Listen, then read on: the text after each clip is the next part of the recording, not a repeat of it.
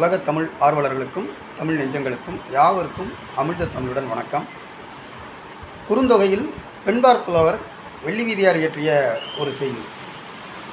முதல்ல அந்த செயலினுடைய காட்சி என்னன்னு பார்ப்போம். ரொம்ப அன்போட இணை பிரியாமல் வாழக்கூடிய தலைவன் தலைவி. ஒரு கட்டத்தில் தலைவன் நான் போய் சம்பாரிச்சிட்டு வந்துடுறேம்மா அப்படின்னு சொல்லிட்டு வெளியூர் போயிடுறான். அவனை பிரிஞ்சு அப்படியே அந்த துயரத்தை தாங்கிக்கிட்டு தலைவி உட்காந்துருக்குறான். அப்போ அவளை பார்க்குறதுக்கு தோழி வரான்.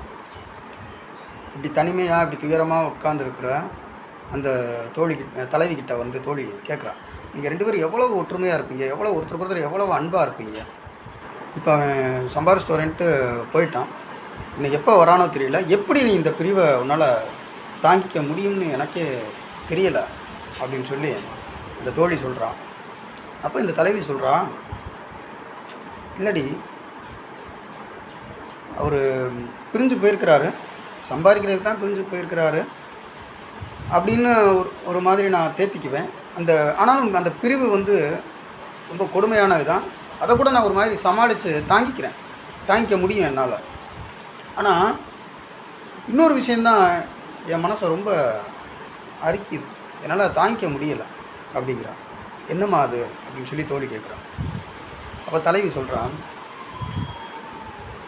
என்னால் பூ முடித்து பொட்டு வச்சு சிங்காரித்து என்னைய ரசிக்க முடியலை.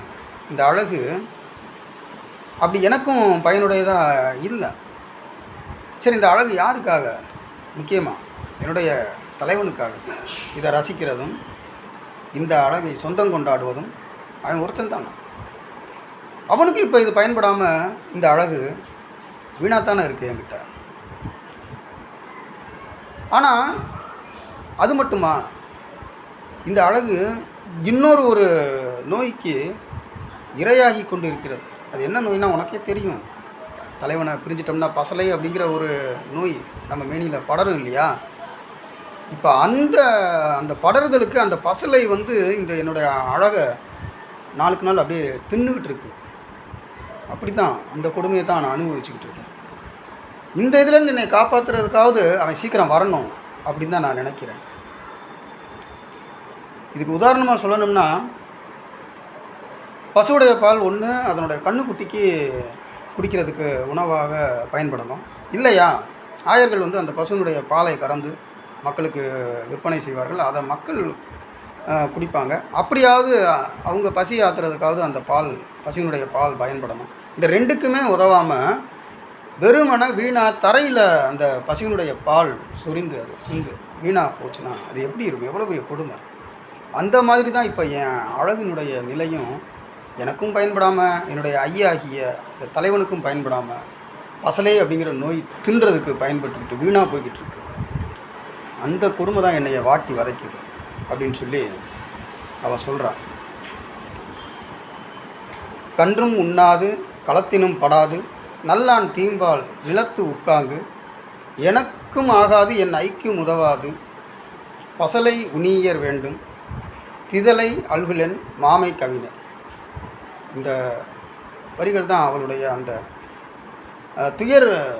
பிரிவு துயரனை கண்முன் காட்டக்கூடிய செய்யுள். இதை இப்போது எளிமையாக சொல்லணும் அப்படின்னா, புதுச்சேலை கட்டி வந்தோம் புகழ்ந்து நீ பேச இல்லைன்னா சேலைக்கான செலவு வேஸ்ட்டு சாமி.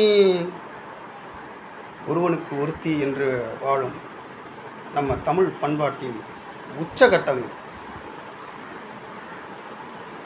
தலைவனுக்காகத்தான் எல்லாமே. அவன் ரசிக்கலைன்னா என்ன?